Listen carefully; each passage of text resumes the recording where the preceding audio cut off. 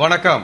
புதுவை அரசு சார்பில் சர்வமத பிரார்த்தனை மற்றும் தேசபக்தி பாடல்களுடன் நடந்த மகாத்மா காந்தி ஜெயந்தி விழாவில் ஆளுநர் இக்பால் சிங், முதல்வர் ரங்கசாமி மற்றும் அரசியல் பிரமுகர்கள் பங்கேற்றனர். புதுவை அரசு செய்தி மற்றும் விளம்பரத்துறை சார்பில் காந்தி ஜெயந்தி விழா கடற்கரை காந்தி சிலை அருகே மிக சிறப்பாக கொண்டாடப்பட்டது.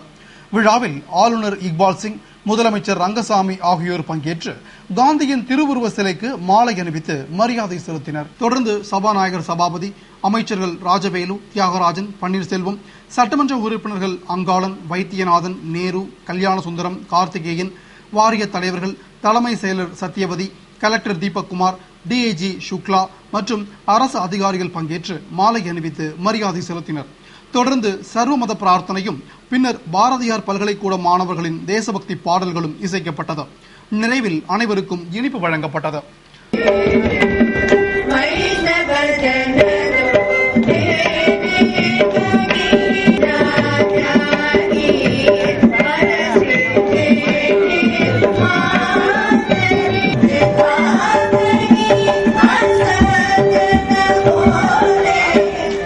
அதேபோன்று காங்கிரஸ் சார்பில் மத்திய இணையமைச்சர் நாராயணசாமி தலைமையில் மாநில காங்கிரஸ் தலைவர் திரு ஏ வி சுப்பிரமணியன், முன்னாள் சட்டமன்ற உறுப்பினர்கள் ஜெயமூர்த்தி, நீலகங்காதரன் உள்ளிட்ட நிர்வாகிகள் காந்தியின் திருவுருவ சிலைக்கு மாலை அணிவித்து மரியாதை செலுத்தினர். அதேபோன்று அரசு சார்பில் நடைபெற்ற பெருந்தலைவர் காமராஜர் நினைவு தின நிகழ்ச்சியில் ராஜா திரையரங்கம் அருகே உள்ள காமராஜர் திருவுருவ சிலைக்கு முதலமைச்சர் ரங்கசாமி மாலை அணிவித்து அஞ்சலி செலுத்தினார்.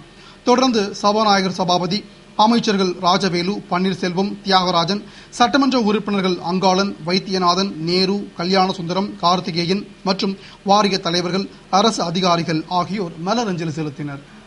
அதேபோன்று காமராஜர் நினைவு தினத்தை முன்னிட்டு காங்கிரஸ் சார்பில் மத்திய இணையமைச்சர் நாராயணசாமி, மாநில காங்கிரஸ் தலைவர் ஏ வி சுப்பிரமணியன், முன்னாள் சட்டமன்ற உறுப்பினர்கள் ஜெயமூர்த்தி, நீலகங்காதரன் மற்றும் நிர்வாகிகள் காமராஜர் சிலைக்கு மாலை அணிவித்து அஞ்சலி செலுத்தினர்.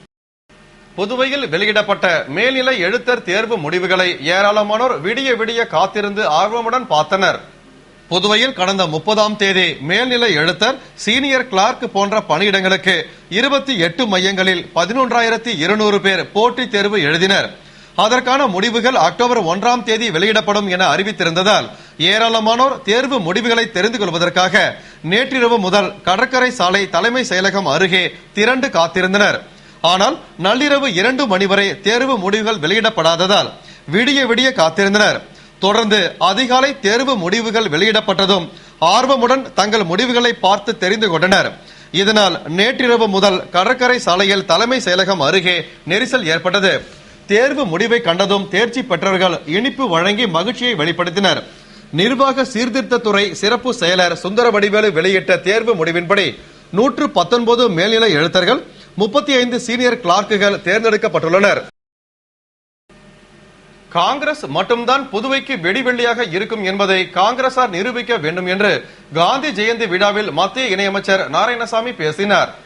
புதுவை காங்கிரஸ் அலுவலகத்தில் மகாத்மா காந்தி, லால் பகதூர் சாஸ்திரி பிறந்தநாள் விழா மற்றும் காமராஜர் நினைவு நாள் நிகழ்ச்சி மாநில தலைவர் ஏ வி சுப்பிரமணியன் தலைமையில் நடந்தது.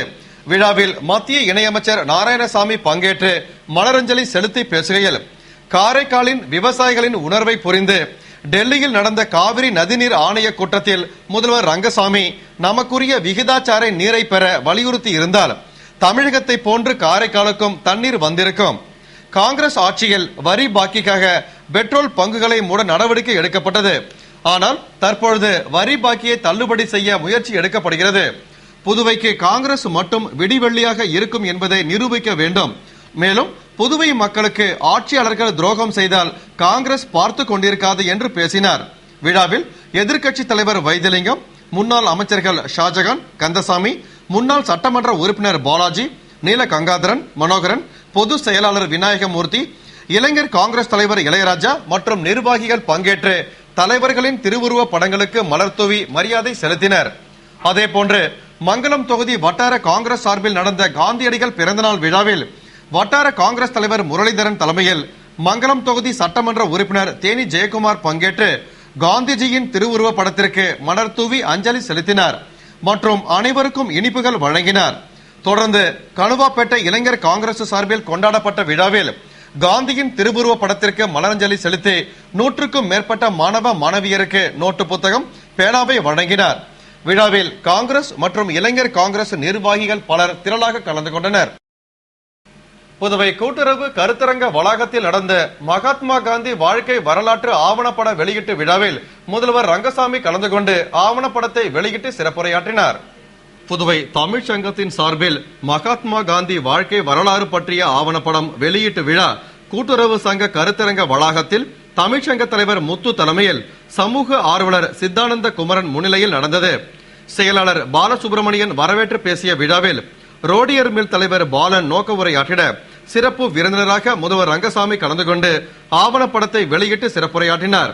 தொடர்ந்து சபாநாயகர் சபாபதி, அமைச்சர்கள் ராஜவேலு, பன்னீர்செல்வம், தியாகராஜன் ஆகியோர் வாழ்த்தி பேசிய விழாவில் ஆவணப்பட இயக்குனர் குணவதி மைந்தன் ஏற்புரையாற்றினார். ஆவணப்பட ஒருங்கிணைப்பாளர் ராமலிங்கம், பேராசிரியர் வில்லியம் பாஸ்கர் உள்ளிட்ட நிர்வாகிகள் பங்கேற்ற விழாவின் நிறைவில் கருணாகரன் நன்றி கூறினார். சட்டமன்ற உறுப்பினர் மல்லாடி கிருஷ்ணராவ் தமது பதவியை ராஜினாமா செய்து சபாநாயகர் சபாபதிக்கு ஃபேக்ஸ் மூலம் கடிதம் அனுப்பியுள்ளார். ஏனாம் சட்டமன்ற உறுப்பினர் மல்லாடி கிருஷ்ணராவ் ஏனாம் அரசு மருத்துவமனையில் வசதிகளை ஏற்படுத்துதல், அரசு மில் ஊழியர்களின் பிரச்சனைகளுக்கு தீர்வு, மகளிர் சுய உதவிக் குழுக்களுக்கு கடனுதவி, வெள்ளத்தடுப்பு சுவர் பணி, பழுதடைந்த அம்பேத்கர் பாலிடெக்னிக் கட்டிடத்திற்கு புதிய கட்டிடம் உள்ளிட்ட 7 கோரிக்கைகளை நிறைவேற்றாவிட்டால் அக்டோபர் 2ஆம் தேதி பதவியை ராஜினாமா செய்ய போவதாக சட்டசபையில் அறிவித்தார். அதன்படி கடந்த 29ஆம் தேதி அவர் பதவியை ராஜினாமா செய்ய போவதாக பெரும் பரபரப்பு ஏற்பட்டது. அன்றைய தினம் அவர் முதலமைச்சர் ரங்கசாமியை சந்தித்து 7 கோரிக்கைகளையும் நிறைவேற்ற அரசாணை வரவில்லை என்றால் அறிவித்தபடி பதவியை ராஜினாமா செய்வதாக கூறினார். இந்நிலையில் அவரது கோரிக்கைகள் தீர்க்கப்படாததால் டெல்லியில் உள்ள அவர் தனது ராஜினாமா கடிதத்தை ஃபேக்ஸ் மூலம் சபாநாயகர் சபாபதிக்கு அனுப்பி வைத்தார். ஆனால் சட்டமன்ற உறுப்பினர்கள் தங்கள் பதவியை ராஜினாமா செய்ய வேண்டும் என்றால் சபாநாயகரை நேரில் சந்தித்து ராஜினாமா கடிதத்தை கைப்பட எழுதி தர வேண்டும் என்ற விதிமுறை உள்ளது. எனவே ஃபேக்ஸ் மூலம் அனுப்பப்பட்ட கடிதம் ஏற்கப்பட மாட்டாது என்பது குறிப்பிடத்தக்கது. உள்ளாட்சி தேர்தலுக்கான வாக்காளர் இறுதிப் பட்டியல் வரும் 5ஆம் தேதி வெளியிடப்படும் என்று தேர்தல் ஆணையர் உதீப் திரே அறிவித்துள்ளார்.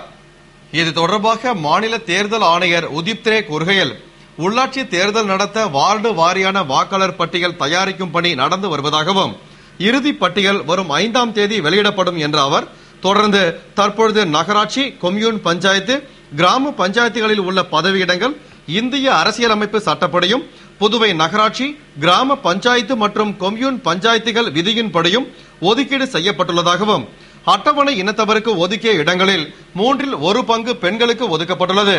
மேலும் மொத்தமுள்ள இடங்களில் 3இல் 1 பங்கும் பெண்களுக்கு ஒதுக்கப்பட்டுள்ளது.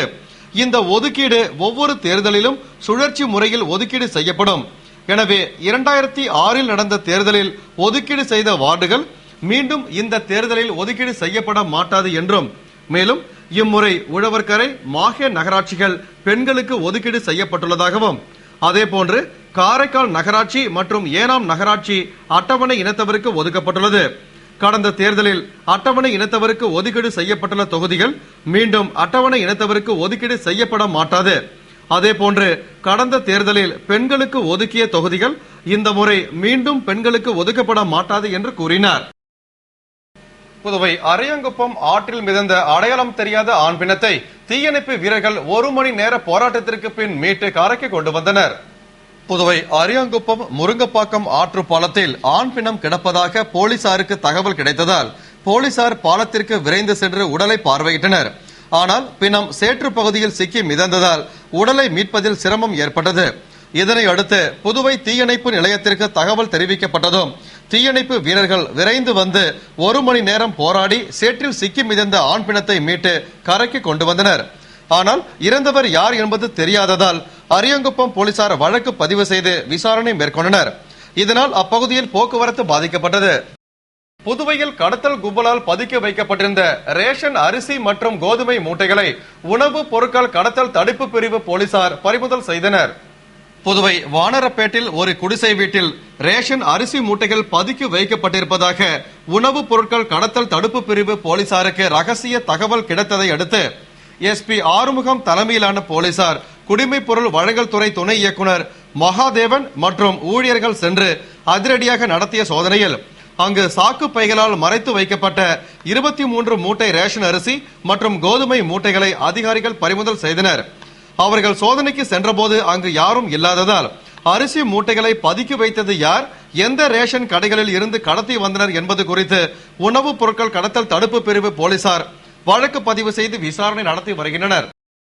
புதுவை முருங்கப்பாக்கத்தில் இருசக்கர வாகனம் தனியார் பேருந்தில் மோதிய விபத்தில் வாலிபர் பேருந்து சக்கரத்தில் சிக்கி பரிதாபமாக உயிரிழந்தார். புதுவை சண்முகாபுரத்தைச் சேர்ந்த மணிகண்டன் என்ற வாலிபர் நெட்டப்பாக்கத்தில் உள்ள தனியார் நிறுவனத்தில் பணியாற்றி வந்தார். அவரும் அவருடைய நண்பர் GN பாளையத்தைச் சேர்ந்த ஜெனித் ஆகியோரும் அரியாங்குப்பத்தில் உள்ள தனது நண்பரை சந்திக்க இருசக்கர வாகனத்தில் சென்றபோது முருங்கப்பாக்கம் சந்திப்பில் திரும்பிய போது புதுவையில் இருந்து கடலூரை நோக்கி சென்று கொண்டிருந்த தனியார் பேருந்து மீது வாகனம் பயங்கரமாக மோதியது. இதில் இருசக்கர வாகனத்தில் இருந்து தடுமாறி கீழே விழுந்த மணிகண்டன் மீது பேருந்து முன் சக்கரம் ஏறியதில் சம்பவ இடத்திலேயே தலை நசுங்கி பரிதாபமாக உயிரிழந்தார். உடன் வந்த ஜெனித் லேசான காயங்களுடன் அதிர்ஷ்டவசமாக உயிர் தப்பினார். தகவல் அறிந்து அங்கு வந்த போக்குவரத்து போலீசார் சடலத்தை கைப்பற்றி பிரேத பரிசோதனைக்கு அனுப்பிவிட்டு வழக்கு பதிவு செய்து விசாரணை நடத்தி வருகின்றனர். இச்சம்பவத்தால் புதுவை கடலூர் சாலையில் போக்குவரத்து சுமார் அரை மணி நேரம் பாதிக்கப்பட்டது. கோரிக்கைகளை வலியுறுத்தி முன் ஆரம்ப பள்ளி ஆசிரியர்கள் கல்வித்துறை முன்பு கண்டன ஆர்ப்பாட்டத்தில் ஈடுபட்டனர். புதுவை முன் ஆரம்ப பள்ளி ஆசிரியர்கள் சங்கத்தினர் பணி நிரந்தரம் உள்ளிட்ட பல்வேறு கோரிக்கைகளை வலியுறுத்தி கல்வித்துறை முன்பு சங்க தலைவர் சாருமதி தலைமையில் கண்டன ஆர்ப்பாட்டத்தில் ஈடுபட்டனர்.